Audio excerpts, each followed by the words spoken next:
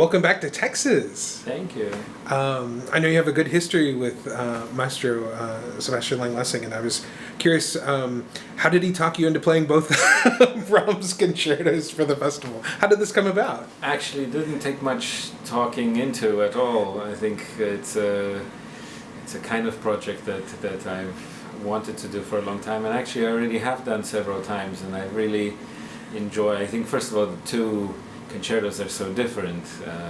We sort of see Brahms as a young man in the first one, and Brahms as a very ripe composer and musician, and that already is interesting. I think it's really like Hans von Bülow famously said that these are symphonies with piano obbligato. So I think for the conductor also doing two concertos, not like accompanying the Chopin concertos both in a row, which also can be a wonderful project. But so this is really symphonic music, and this is very much chamber music, especially the second one in a certain way. It's a very interactive piece, and of course also moments of the first. So it's some of the greatest music that we have in the concerto repertoire as pianists, and so as soon as the idea was floated, I immediately accepted. I actually thought of suggesting to do it both in one night, one after the other, but we're doing it consecutive nights, and I hope some of the audience will actually, unlike the traditional subscription, I hope that some people that hear the first will also come hear the second, and vice versa, because I think it's really a little journey actually a huge journey, but it's a journey that we can take together, and it's the kind of journeys that I like. As you mentioned, welcome back to Texas. Last year, exactly a year ago, I did the four Rachmaninoff concertos in Houston with the Houston Symphony in the space of 3 weeks, and there we really felt that the audience was with us from the beginning and built up to the grand finale. So I think these traversals are very interesting. Yeah, Brahms was such a great composer, and the first concerto he played a lot. He really played other things. And I was curious, as you work with someone like Thomas Addis in his music, and maybe just with him, do those sort of insights when you work with a living composer help you as you approach old music? Absolutely, and of course, first of all, when you are with somebody as creative and original and musical as you mentioned, Tom Addis, then just the air of creativity around this piece, that's a living piece for them, and they have these living memories of, oh, I wrote this because of that, and yes, I meant this, and it came out like this, and it's marked this way, but actually what I mean is that. And this is of course always very inspiring to imagine how would have that been with somebody like Brahms and Beethoven, where this was also a fresh piece. And I think it's very important for us. My opinion is one should approach the modern contemporary pieces as the great classics, with that respect, with that care and preparation, and with that commitment. And we should approach the old pieces as if they would be new pieces, because I think it's very dangerous for the great examples of the classical literature to become so encrusted as a museum piece. But I think the thing that I try to aim for, and I think the thing that's very important for us to do whenever we play these classics that have been played so many times, to try to give not the 27th photocopy of the thing, but to try to give a taste of the original spirit and the original impact that it had, because Brahms was modern music. Elliot Carter apparently used to quote that in Boston in the 20s they said excellent case of Brahms.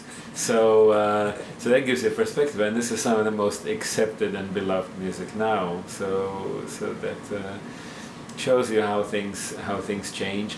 Yet these classics and masterpieces are classics and masterpieces for a good reason, and they stay valid through through the history, and that's the beautiful thing.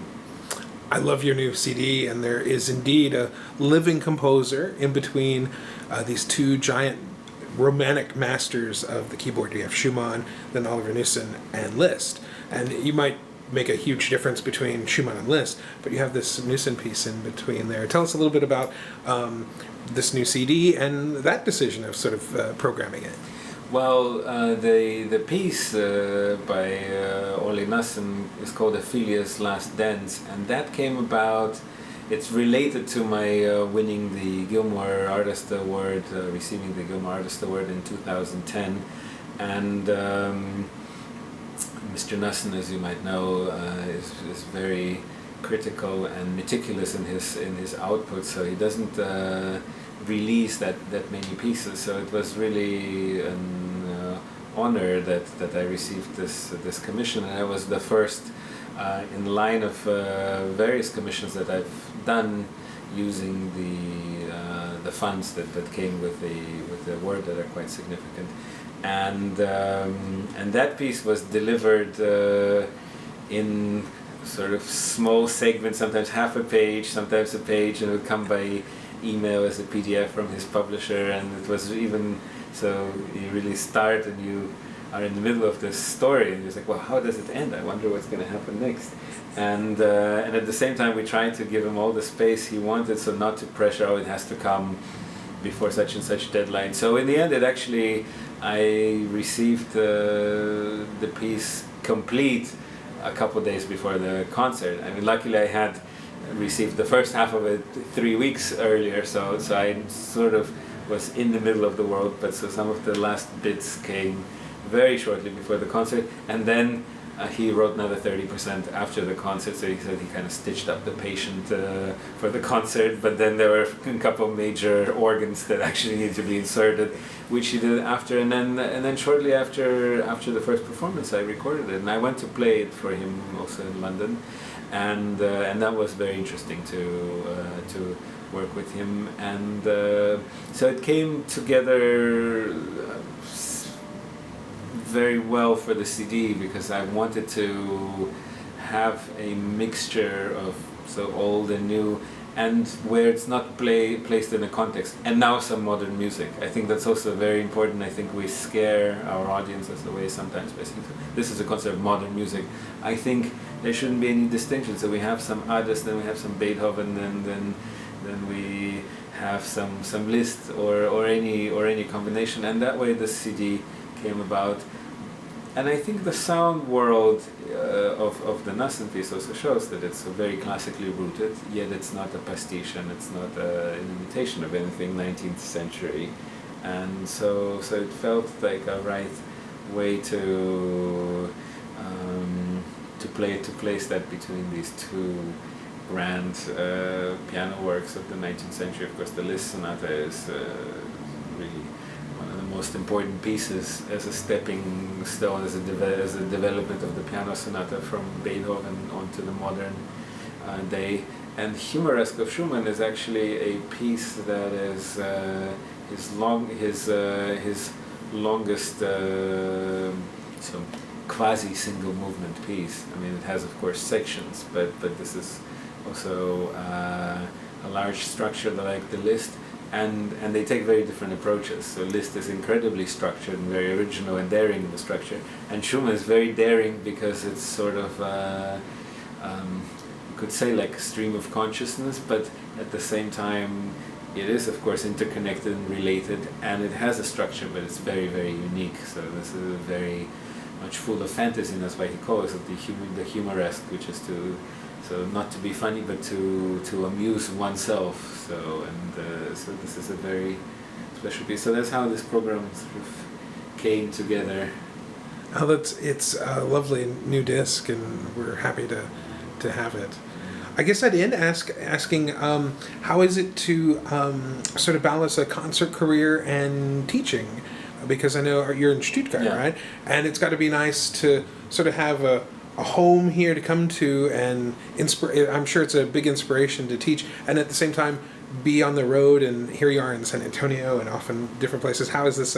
How is it balancing the two? Well, it certainly makes my life busier because sort of most of the free days that I'm not playing, or when I'm between orchestral weeks, so I have a free Monday and a free Tuesday, and then I make sure that I go and teach. So my students see me quite a bit, and I always felt that I would learn a lot from teaching. This was really why I got into it, and I wasn't mistaken. I learned very much. I hope that my students learn. I think my students learn as well, but I certainly get very much from it. It's a wonderful way to look at pieces, and I find that for me, it's just another way of interacting with the substance that I love, which is music, and I don't find that this division is so necessary between playing and being a concert pianist and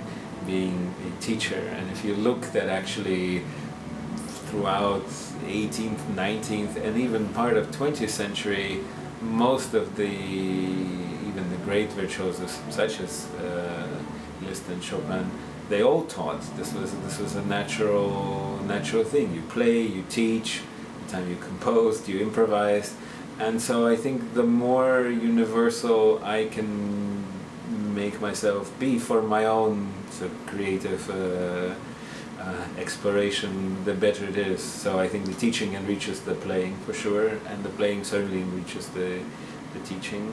And I also feel that I've been very lucky with some teachers that have, or musicians that spent time and gave me their energy and tried to pass on some knowledge, and I find it's a very human and so morally right thing to do, to try to spend some of my time passing whatever morsels or bits of experience or knowledge that I might have acquired from somewhere or from someone, and I think that's just a good thing to do. But also, selfishly, it helps me in many ways, so I enjoy it very much. Well, thanks for taking a couple of minutes out today to talk to us. Sure, it's a great pleasure.